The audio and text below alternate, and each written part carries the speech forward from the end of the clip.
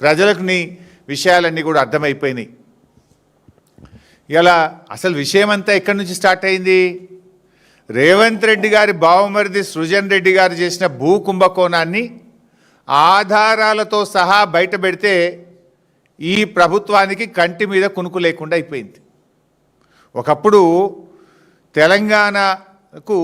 తెలంగాణలో ఒక మాట ఉండేది. ఏంటది? తెలంగాణ సిరులగని సింగరేణి, తెలంగాణ సిరులగని సింగరేణి అనేటువంటిది నాటి మాట. నేటి మాట ఏంది? సింగరేణి సృజన్ గని అనేది నేటి రేవంత్ మాట.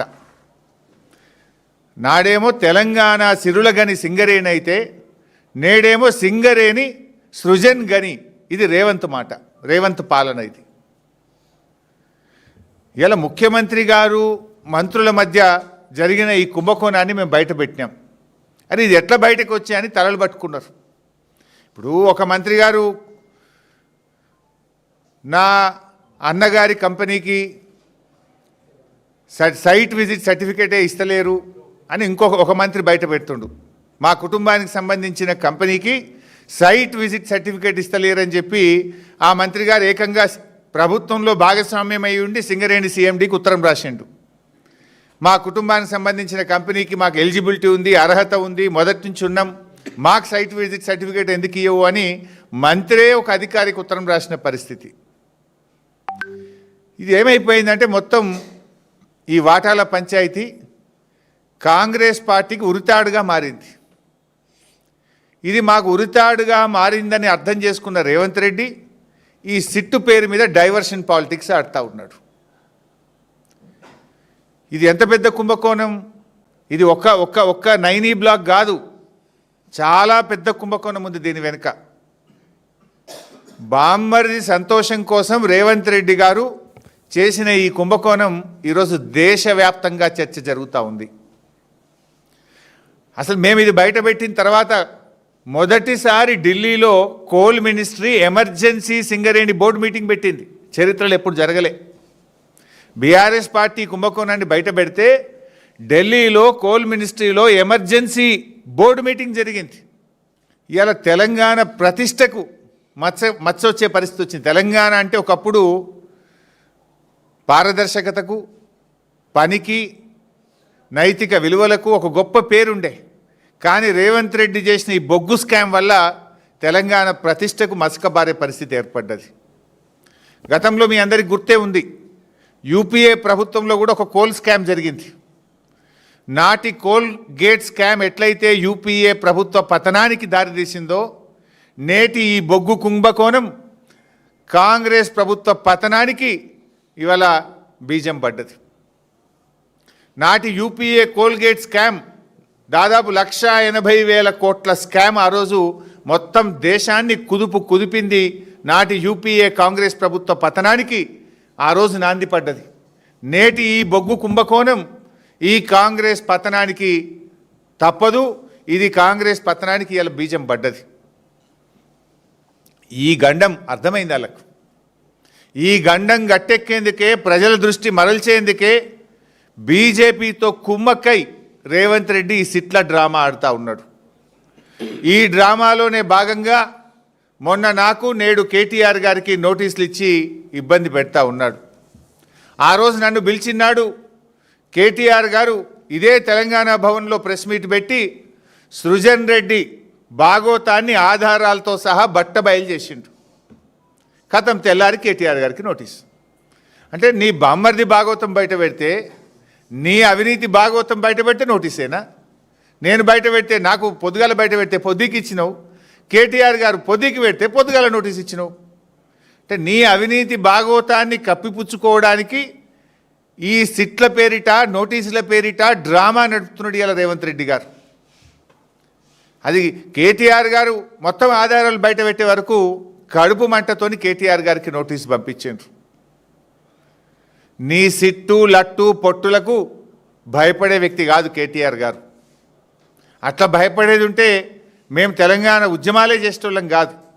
ప్రాణాలకు తెగించి పోరాడినటువంటి నాయకత్వం బీఆర్ఎస్ నాయకత్వం. సరే, నువ్వు ఎన్ని చేసినా నీ అవినీతిని బయట పెట్టకుండా మేము ఊరుకోము, నీ చిట్టాలు బయట పెడుతూనే ఉంటాము. ఈరోజు మరికొన్ని విషయాలు బయట పెట్టబోతా ఉన్నా. పార్ట్ 2 మొన్న పెట్టింది, పార్ట్ 1 సింగరేణి స్కామ్. ఈరోజు సింగరేణి స్కామ్ పార్ట్ 2 బయట పెడతా ఉన్నా. సింగరేణిలో బొగ్గు స్కామ్ చూసినాం కదా, సింగరేణిలో సోలార్ పవర్ స్కామ్ కూడా జరిగింది. మొన్న పెట్టిందేమో బొగ్గు పవర్ స్కామ్ బయట పెట్టినాం, ఇప్పుడు సింగరేణిలో సోలార్ పవర్ స్కామ్ ఈరోజు బయట పెట్టబోతా ఉన్నాం. సింగరేణిలో 107 మెగావాట్ల సోలార్ పవర్ ప్లాంట్లో పెద్ద స్కామ్ జరిగింది. అవి 3 డిఫరెంట్ సైట్లు, 37 అంటే 30 మెగావాట్లు అట్లా 3 డిఫరెంట్ సైట్లలో సోలార్ పవర్ ప్లాంట్ పెట్టేది ఉంటే తమ అనుయాయులకు కట్టబెట్టడానికి, పోటీ తగ్గించడానికి, ఎంఎస్ఎంఈ వాళ్ళు పాల్గొనకుండా ఉండడానికి 3 కలిపి 107 మెగావాట్లతో సింగిల్ టెండర్ పిలిచినారు. ఎంఎస్ఎంఈ అంటే మీకు తెలుసు, చిన్న పారిశ్రామికవేత్తలు. కేంద్ర ప్రభుత్వం ఒక పాలసీ కూడా పెట్టింది, ఎంఎస్ఎంఈలను ప్రోత్సహించాలని, ఎంఎస్ఎంఈలకు టెండర్ నిబంధనల్లో సడలింపునివ్వాలని, ఈఎండి తక్కువ పెట్టాలని కేంద్ర ప్రభుత్వ మార్గదర్శకాలే ఉంటాయి. కానీ ఇందులో ఎంఎస్ఎంఈ పాల్గొనొద్దు, ఈ రాష్ట్రానికి చెందిన పారిశ్రామికవేత్తలు పాల్గొనొద్దని టెండర్ నిబంధనలు మార్చి ఈ సోలార్ పవర్ ప్లాంట్ నెలకొల్పడానికి కూడా సైట్ విజిట్ సర్టిఫికెట్ పెట్టినారు. దీనికి కూడా సైట్ విజిట్ సర్టిఫికెట్ పెట్టి 3 వేరియస్ ప్లేసెస్లో ఉన్నదాన్ని సింగిల్ టెండర్ చేసి, టెండర్ అనుమతులను కఠినతరం చేసి, ఇవాళ వాళ్ళు అనుకున్నటువంటి కన్సార్షియంకు దాదాపు 200-250 కోట్ల రూపాయలు అదనంగా వచ్చే విధంగా ఈ టెండర్ను కట్టబెట్టారు. డాక్యుమెంట్స్ కూడా ఉన్నాయి, అవన్నీ మీకు షేర్ చేస్తా. ఇది గోల్టీ సోలార్ పవర్ ప్రైవేట్ లిమిటెడ్ అనే కన్సార్షియంకి అప్పచెప్పినారు. ఆ వివరాలన్నీ కూడా మీకు ఇప్పుడు మీడియాలో షేర్ చేస్తాను. వాస్తవంగా దేశవ్యాప్తంగా కూడా ఈరోజు అన్ని రాష్ట్రాల్లో సోలార్ పవర్ టెండర్స్ జరుగుతూ ఉన్నాయి. పర్ మెగావాట్ ఎంత జరుగుతుంది? 3 crore రూపీస్. 3 బావులకు 1 మెగావాట్ సోలార్ను ఉత్పత్తి చేసే ప్లాంట్లు పెడతా ఉన్నారు. 3-3.5 కోట్లకు 1 మెగావాటు ఇన్స్టాల్ అవుతూ ఉంది. అయితే అక్కడ ఇంకా భూమి కూడా వాళ్ళదే, ఇక్కడ భూమి సింగరేందే, భూమి కూడా సింగరేందే, ఇక్కడ భూమి కూడా పెట్టడానికి లేదు భారం, భూమి సింగరేందే. 3 కోట్లకే పెడతారు దేశవ్యాప్తంగా భూమి ఇస్తే. ఇవాళ మహారాష్ట్ర, కర్ణాటక, దేశమంతా కూడా సోలార్ పవర్ టెండర్స్ జరుగుతూ ఉన్నాయి. ఈ దేశంలో ఎక్కడైనా 3 కోట్ల రూపాయలకే సోలార్ పవర్ టెండర్లు అవుతూ ఉన్నాయి పర్ మెగావాట్. కానీ ఇక్కడ ఎంత ఇచ్చింది తెలుసా? ఇక్కడ 5,04,00,000 రూపాయలు పర్ మెగావాట్ ఇచ్చారు భూమి ఇచ్చి. 107 మెగావాట్లకు 540 కోట్ల రూపాయలకి ఈ టెండర్ను కట్టబెట్టారు. అంటే 5,04,00,000 రూపీస్ పర్ మెగావాట్ రాష్ట్ర ప్రభుత్వం సింగరేణి ఆ కాంట్రాక్టర్కు చెల్లించబోతుంది.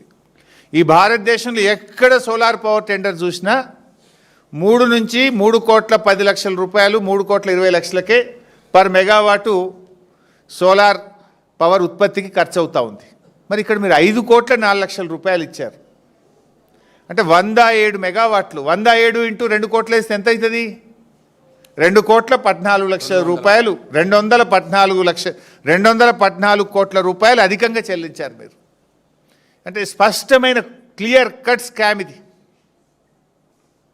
అంటే నేషనల్ యావరేజ్ కంటే పర్ మెగావాట్ దాదాపు 2 కోట్ల రూపాయలు అదనంగా చెల్లించారు.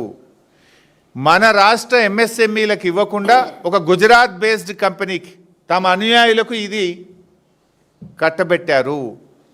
ఎంఎస్ఎంఈలకు అవకాశం వస్తే ఇక్కడ ఉద్యోగ అవకాశాలు వస్తాయి, రాష్ట్రానికి ట్యాక్స్ వస్తుంది, ఇక్కడ వ్యాపారం అభివృద్ధి జరుగుతుంది.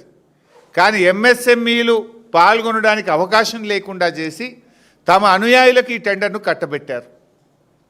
ఈ సోలార్ పవర్ స్కామ్ రామగుండంలో జరిగింది. ఇది number 1. Number 2 solar power scam, ఇందులో ఇంకోటి కూడా ఉంది. అది 67 మెగావాట్ల ప్లాంట్. అది ఈ 67 మెగావాట్లు అయితే ఎంతకి ఇచ్చింది తెలుసా? 480 కోట్ల రూపాయలకు కట్టగట్టిండ్రు. దాదాపు 7 crore రూపీస్ పర్ మెగావాట్, 7 కోట్ల రూపాయలు 1 మెగావాట్ కట్టబెట్టినారు. ఇది నేషనల్ యావరేజ్ కంటే డబుల్. అక్కడ ఇక్కడ అదే స్కామ్, మోడస్ ఆపరెండి సేమ్. ఏంటిది? Site visit certificate. Site visit సర్టిఫికెట్లు నిబంధనలు మార్చడం, తమ అనుయాయులకు కట్టబెట్టడం. ఆడో 250 కోట్లు, ఈడో 250 కోట్లు, నేరుగా 500 కోట్ల రూపాయలు చేతులు మారినాయి. 500 కోట్ల రూపాయలు అదనపు చెల్లింపులు జరిగినాయి. ఇంకా O&M వేరే, పవర్ పర్చేస్ అదంతా వేరే ఉన్నది, పవర్ పర్చేస్ దాంట్లో వేరే ఉన్నది ఇంకా కథ. ఇది కేవలం ఇన్స్టలేషన్లోనే 500 కోట్లు అదనంగా చెల్లించడం జరిగింది. మరి MSMEలకు ఇవ్వద్దు, సైట్ విజిట్ విధానం పెట్టుడు, దీనంతా మీద కూడా ఎంక్వైరీ చేయాలి కదా. రేపు కేంద్ర మంత్రి కిషన్ రెడ్డి గారు కొత్తగూడెంలో సింగరేణి హెడ్ ఆఫీస్కి వెళ్ళి రివ్యూ చేస్తున్నారని మాకు సమాచారం ఉంది. సరే, అట్లీస్ట్ ఇదంతా ఎప్పుడు జరుగుతుంది? బీఆర్ఎస్ బయట పెడితేనే కదా బయటకు వచ్చింది. అప్పటిదాకా కిషన్ రెడ్డి గారు బొగ్గు మంత్రి 2 ఏళ్ళ ఎప్పుడైనా పట్టించుకున్నాడా? ఎన్నడూ పట్టించుకోలే. కేంద్ర ప్రభుత్వం కూడా పట్టించుకోలే.